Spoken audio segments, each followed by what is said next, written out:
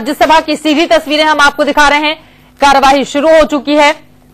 राज्यसभा सभापति हामिद अंसारी अपनी चेयर पर बैठ चुके हैं और देखना यही होगा कि राज्यसभा के अंदर क्या कुछ होता है।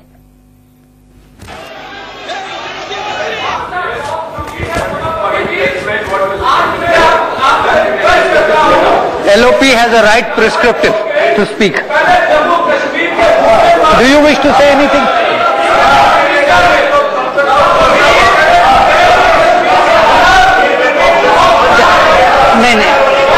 नहीं, जरा सा 1 minute please allow the leader of opposition to speak. Please don't come into the well. Please don't come into the well. Please don't do that. No, please don't do this. The leader of opposition, please. No banners here. I'm sorry.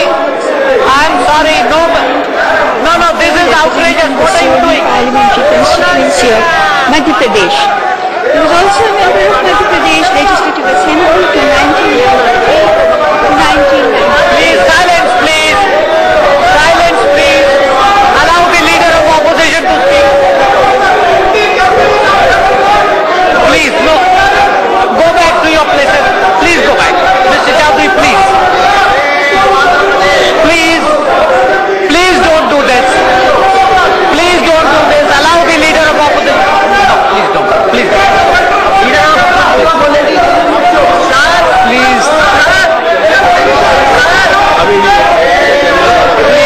Please go back to your places. There shall be no waving of banners. आप जाइए अपनी जगह पे जाइए.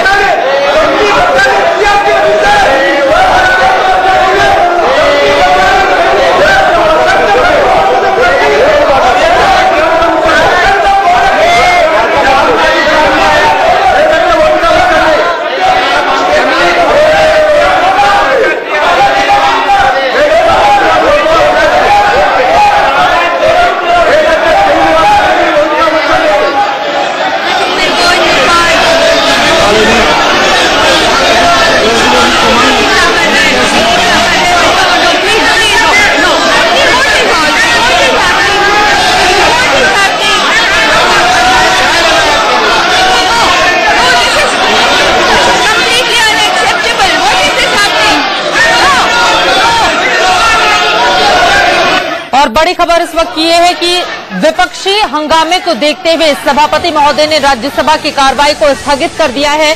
आपको बता दें, जैसे ही सदन की कार्रवाई शुरू हुई उसके तुरंत बाद विपक्ष ने सदन के भीतर हंगामा शुरू कर दिया।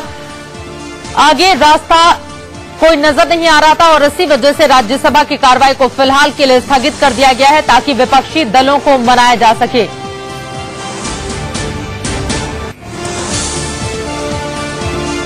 राज्यसभा की कार्रवाई को 11:18 तक के लिए स्थगित किया गया है, जबकि लोकसभा की कार्रवाई को भी स्थगित कर दिया गया है।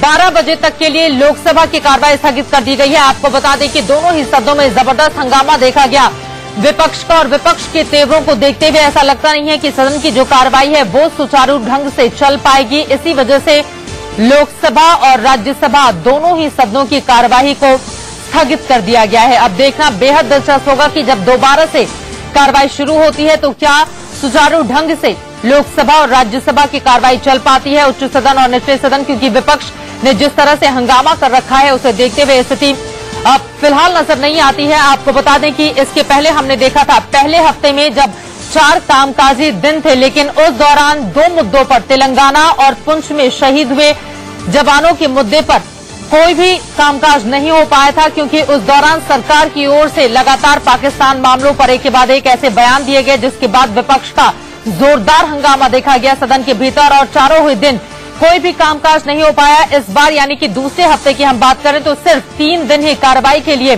मुकर्रर किए गए हैं, क्योंकि 15 अगस्त से शुरू हो रही छुट्टी 21 अगस्त तक जारी रहेगी और दोबारा 21 अगस्त को कार्रवाई जब शुरू होगी उसके बाद स्थिति क्या बनती है, क्योंकि कई ऐसे अहम विधेयक हैं जिनको पास कराना बेहद जरूरी हो जाता है सरकार के लिए, लेकिन विपक्ष के तेवरों को देखते हुए लगता है कि वो सदन की कार्यवाही को चलने नहीं देंगे। अब क्या विपक्षी सांसद जो मांग कर रहे हैं सरकार उन पर विचार करती है, उन्हें भरोसा दिलाया जाता है, फ्लोर मैनेजर जो हैं इस 1 घंटे के दरमियान लोकसभा के विपक्षी सांसदों को किस कदर मनाते हैं और साथ ही 11:18 पर राज्यसभा की कार्रवाई जब शुरू होगी क्या विपक्ष उस वक्त शांत रहेगा। फिलहाल हालात इस कदर नजर नहीं आते हैं। आपको बता दें कि किश्तवाड़ में जो हालात बने हुए हैं और अरुण जेटली को जिस तरह से रोका गया उसे लेकर विपक्ष ने जोरदार हंगामा शुरू कर दिया। इसके अलावा भी तमाम और मुद्दे हैं जिन पर सरकार को घेरने की रणनीति के तहत विपक्षी सांसदों ने सदन के भीतर कदम रखा और जैसे ही कार्यवाही शुरू हुई उसके तुरंत बाद हंगामा भी शुरू हो गया, जिसे देखते हुए दोनों ही सदनों की कार्यवाही को फिलहाल स्थगित कर दिया गया है।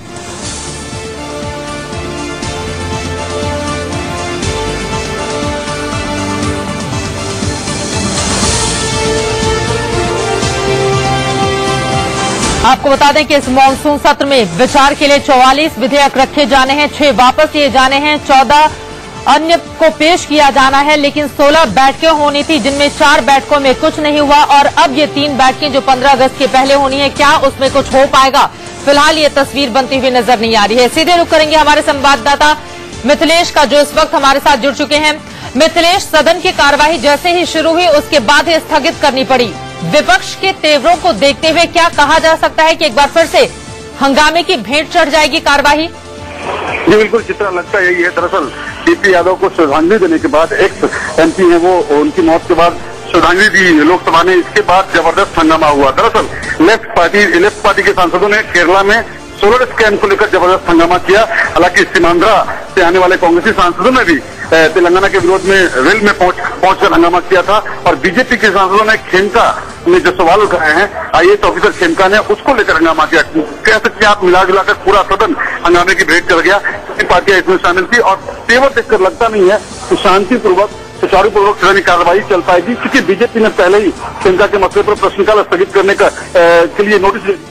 मिथिलेश हमारे संवाददाता जानकारी दे रहे थे लोकसभा के बारे में। राज्यसभा में भी हमने देखा जैसे ही कार्रवाई शुरू हुई तुरंत ही हंगामा शुरू कर दिया सांसदों की ओर से। विपक्षी दलों ने सीधे सरकार पर निशाना साधा। राकेश कुमार सिंह हमारे संवाददाता जुड़ चुके हैं। राकेश, जैसे ही सदन की कार्रवाई शुरू हुई हमने देखा कि किस कदर विपक्षी दलों ने हंगामा मचाना शुरू कर दिया। जरा बताइए विस्तार से क्या कुछ हुआ है सदन के अंदर? देखिए चित्रा, किश्तवाड़ के मुद्दे को लेकर पहले से ही विपक्ष का रुख उग्र था और साफ तौर पर राजसभा में नेता प्रतिपक्ष अरुण जेटली को जिस तरह से रोका गया किश्तवाड़ जाने से, इसको लेकर विपक्ष ने इस मुद्दे को उठाया और हंगामे के बीच सीमांध्रा के सांसद भी जेल में आ गए और लगातार तेलंगाना बनाए जाने को लेकर विरोध जताया। लेकिन किश्तवाड़ मुद्दे पर कुछ देर पहले केंद्रीय गृह सचिव अनिल गोस्वामी ने केंद्रीय गृह राज्य मंत्री आरपीएन सिंह को पूरे मामले पर ब्रीफ किया है और इसके बाबत केंद्रीय गृह राज्य मंत्री आरपीएन सिंह दोनों सदनों में जवाब देंगे कि आखिरकार जो हालात है जम्मू कश्मीर की, विशेष तौर पर किश्तवाड़ की, उस पर पूरी जानकारी मुहैया कराई जाएगी। आखिरकार जो कारण बताया जा रहा है, जो गृह मंत्रालय जो जवाब दिया जाएगा उसमें ये बताया जाएगा कि पूरी स्थिति कैसी है। दूसरी की नेता राज्यसभा में नेता प्रतिपक्ष अरुण जेटली को वहां जाने से क्यों रोका गया और आखिरकार राज्य सरकार क्या कार्रवाई। बिल्कुल यही वो तमाम मुद्दे रहे जिनको लेकर सदन के अंदर हंगामा हुआ और उसके बाद कार्रवाई को स्थगित कर दिया गया है। सरकार ने 3 विधेयक हर रोज पास कराने का लक्ष्य रखा था, लेकिन 4 दिन यानी कि पहला हफ्ता हंगामे की भेंट चढ़ गया। अब दूसरा हफ्ता जिसमें सिर्फ 3 दिन है कार्यवाही के लिए, कामकाज के लिए, क्या ये 3 दिन सुचारू रूप से चल पाएंगे? हालात ऐसे नजर नहीं आते हैं। बहरहाल